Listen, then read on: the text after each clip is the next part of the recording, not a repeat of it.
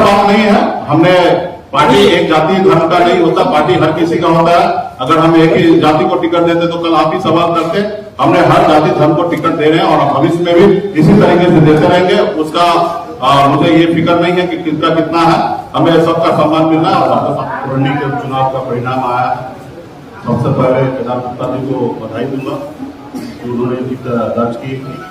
उसके बाद पुरनी की जनता को भी मैं बधाई दूंगा, धन्यवाद दूंगा कि हमने वहाँ पे चुनाव लड़ा, मजबूती से हमने चुनाव लड़ा और हमारी पार्टी पे पहली बार भरोसा जताया और 10,000 वोट हमें प्राप्त हुआ। इसके लिए पुरनी की जनता को मैं धन्यवाद दूंगा। जो हमने उम्मीद किया था जितना वोट हमें मिलना चाहिए, खैर उतना नहीं मिला, लेकिन हम लोग कोशिश करेंगे।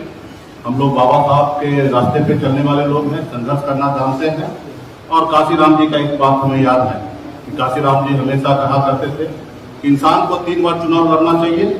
एक बार समझने के लिए कि कैसे चुनाव लड़ा जाता है, दूसरी बार हराने के लिए और तीसरी बार चुनाव जीतने के लिए। तो हम उसी रास्ते पे हैं। अकेले अपने दम पर हमने लड़ाई लड़ा। हमें खुशी इस बात का है कि हमने अकेले एक तरफ महागठबंधन जहां 7 पार्टी है जिनकी राज्य में सरकार है और एक तरफ एनडीए जिनके केंद्र में सरकार है, उनके पास सारे शक्ति संसाधन सब चीज से संपन्न है। ऐसे शक्ति के, ऐसे महाशक्ति के सामने में हम लोगों ने लड़ाई लड़ा और मजबूती से साथ खड़ा रहा। और मुझे खुशी इस बात है कि निषाद समाज जो पार्टी का कोर वोट है वो मजबूती से वीआईपी पार्टी के हक अधिकार के लिए खड़ा है। कोई भी पार्टी ये साबित कर दे कि 2000 भी निषाद का वोट हमें मिला होगा, चाहे वो महागठबंधन हो या एनडीए हो, तो वो जो कहेंगे वो मैं करने के लिए तैयार हूँ। तो ये निश्चित हो गया कि एक महिला का बेटा संघर्ष करने के लिए मैदान में उतरा और अपने हक अधिकार के लिए लड़ाई लड़ा और पूरे बिहार के निशान खास करके महिला का बेटा बीजेपी पार्टी के साथ है। हमने निशान को टिकट देकर निशान के नाम पे वोट लेके मैंने पूरे बिहार को दिखाया कि 26,000 वोट हमने ला सकते हैं और पूरे बिहार ने माना। उसके बाद आपने देखा कि कोछा में हमने चुनाव लड़ा, एक दलित बेटी को हमने 30,000 वोट ट्रांसफर करा के मैंने दिखा दिया कि निशान का वोट हम जहां चाहते हैं वहां पे वोट ट्रांसफर होता है। उसके बाद एक संशय हमेशा होता है कि बैकवर्ड फॉरवर्ड को वोट देंगे कि नहीं देंगे। यहाँ पे भी आपको देखने के लिए मिला कि हमने एक अपर कास्ट को हमने प्रत्याशी बनाया, युवा को बनाया। उसके बावजूद भी बीजेपी पार्टी के आह्वान पे, हमारे आह्वान पे आज एक निषाद समाज के लोगों ने निनाद कुमार को वोट दिया, 10,000 मत हमें प्राप्त हुआ। तो इसके लिए मैं तहे दिल से धन्यवाद देता हूँ। हम जो लड़ाई लड़ रहे हैं उस लड़ाई में निषाद समाज का पूरा भरपूर योगदान है और पुरानी की जनता सभी का योगदान है। मैं ये नहीं कह सकता कि एक जाति का वोट मिला है, हर जाति धर्म का वोट मिला है।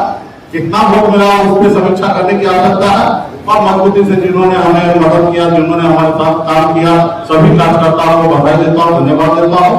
और 10 तारीख को मैं ये जो हमारे पास 10,000 वोट प्राप्त हुआ ये हमारी जीत है और 10 तारीख को मैं पुरानी विधानसभा में मैं जाऊंगा और जहां पूरे विधानसभा में ऐसे नहीं कि जहां हमें वोट मिला वहां जाएंगे, जहां वोट नहीं मिला वहां नहीं जाएंगे। पूरे पुरानी के जनता के बीच में जाएंगे और जश्न मनाएंगे। 1 टन लड्डू ऑलरेडी बन चुका है और भी जरूरी पड़ा तो और भी लड्डू बनेगा और पूरे क्षेत्र में हम लोग जाएंगे, जनता के पास जाएंगे, उनसे आशीर्वाद लेंगे। पहले भी हमने आशीर्वाद लिया, अभी भी हम जाएंगे, आशीर्वाद लेंगे और आप उम्मीद करेंगे कि आने वाले समय में हमारी जो लड़ाई है उसमें साथ दे दे। तो ये हमारी ताकत है। मजबूती से हमने बिहार में आज अपनी ताकत का एहसास हर एक पॉलिटिकल पार्टी को हम लोग कर रहे हैं और हम लड़ाई लड़ रहे हैं। मतलब मान लीजिए कि हम जिंदा हैं, इसलिए हम अपने हक अधिकार के लिए लड़ाई लड़ रहे हैं। हमारे लोग साथ है। आप 1990 के बाद आदरणीय श्री लालू प्रसाद यादव जी, श्री नीतीश कुमार जी, स्वर्गीय श्री रामविलास पासवान जी, 3 महान नेता।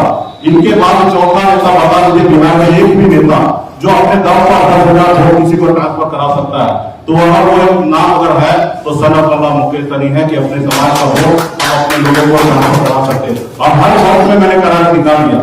हमने अपने समाज में भी दिखा दिया, हमने दलित समाज को ट्रांसफर करा के दिखा दिया और आज तो मैंने अपर कास्ट को ट्रांसफर करा के दिखा दिया। ये हमारी लड़ाई है, हमारी उपलब्धि है। हम संघर्ष करेंगे निश्चित तौर पे।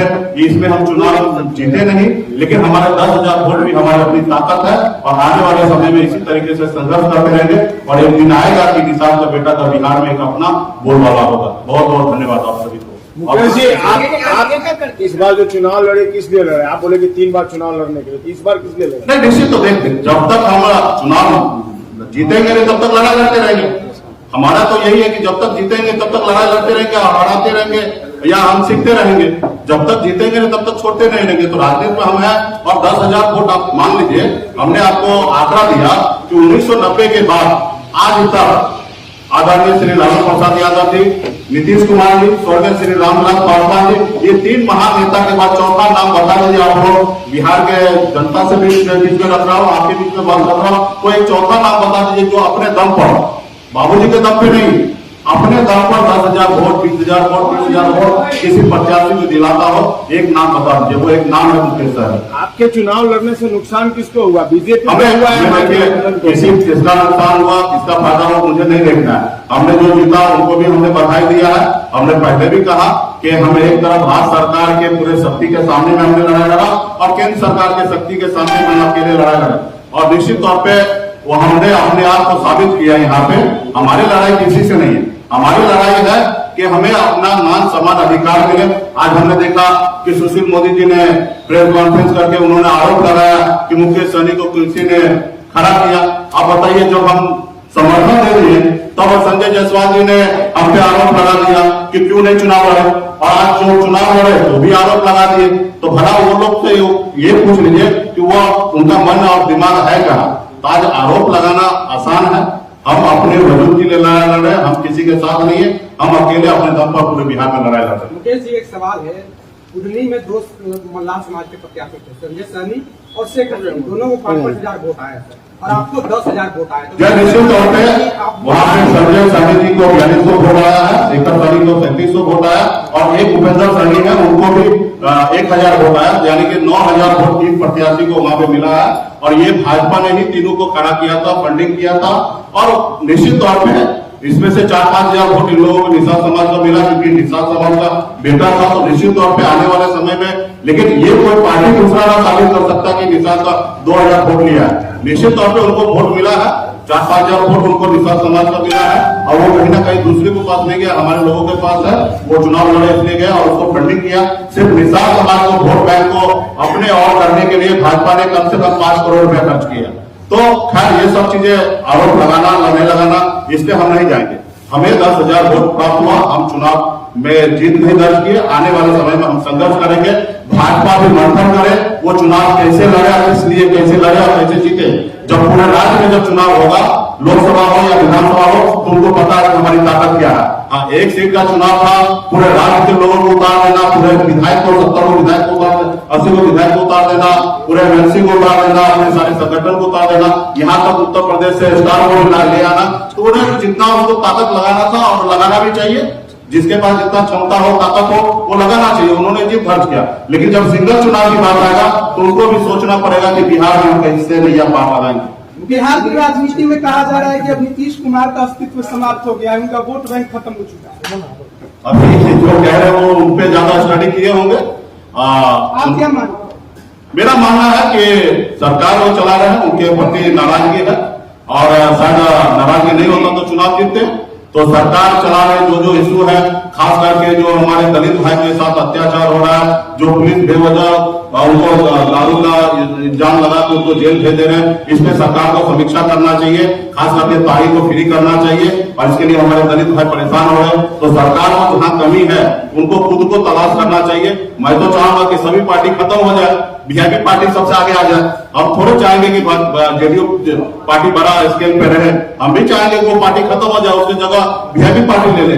तो हर पार्टी का, लेकिन मेरा यही है कि नीतीश कुमार जी ने इतने 17 साल से जो भी काम किए उन पे उनको खुद को समीक्षा करना चाहिए। उनके पार्टी के लोग भी ये बात कह रहे हैं, तो ये कोई नई बात नहीं है, और उनको अपना समीक्षा करना चाहिए। 3,000 वोट से हारे हैं। मुकेश सहनी जी, सवाल ये है कि आपने कहा कि जब तक संपूर्ण हमारे पास ताकत नहीं आएगा तब तक हम लड़ते रहेंगे और हराते रहेंगे। आने वाले समय में आप देखिएगा बहुत ही अच्छा होगा। बीजेपी पार्टी को सोचना नहीं है।